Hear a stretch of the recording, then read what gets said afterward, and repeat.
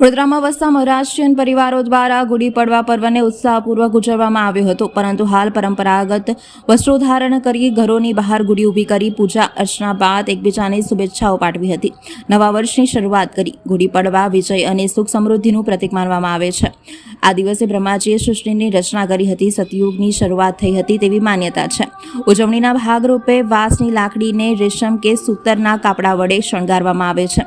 ગુડીને લીમડાની ડાળખી, સાકરનો હાર અને પુષ્પોની અલંકૃત કરવામાં આવે છે. ગુડીના શિખરે ચાંદી, પિત્તળ અથવા તાંબાનો લોટો મૂકવામાં આવે છે, જે સમૃદ્ધિનું પ્રતીક છે. પૂજા અર્ચના બાદ કડવા લીમડાના પાનનું સેવન આરોગ્ય માટે લાભદાયી માનવામાં આવે છે. વડોદરાના ખંડોબા મંદિરે મહારાષ્ટ્રીયન સમાજના લોકો વિશેષ ઉપસ્થિત રહ્યા હતા અને વિશેષ પૂજા પરંપરાગત રીતે કરી હતી અને પર્વની ઉજવણી કરી હતી. ગુડી પડવા સાંસ્કૃતિક અને પરંપરાની પ્રતીક માનવામાં આવે છે, જેના આ નવા વર્ષના પ્રારંભે શ્રેષ્ઠ સિદ્ધિઓનું પ્રતીક ચિહ્ન ગણવામાં આવે છે.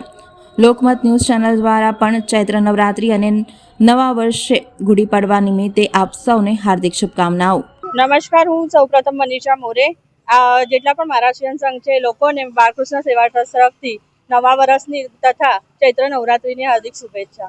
અમે લોકો દર વર્ષે ગુડી પાડવાનું પર્વ ઉત્સાહથી અને આગ્રહથી મનાવીએ છીએ અને દર વર્ષે અમે લોકો પ્રોગ્રામ પણ રાખીએ છીએ. પણ છેલ્લા કેટલા વર્ષથી અમે લોકો પ્રોગ્રામ નથી કરતા અને દર વર્ષે અમે લોકો બ્લડ ડોનેશન કેમ્પ પણ આયોજિત કરીએ છીએ અને પછી ગુડીની પૂજા કરીએ છીએ.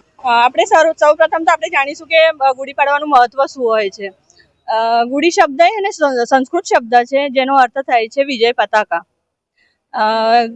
ગુડી પાડવા વિશે આપણે જાણીએ. આજે અનેક કથાઓ એની પાછળ જોડાયેલી છે.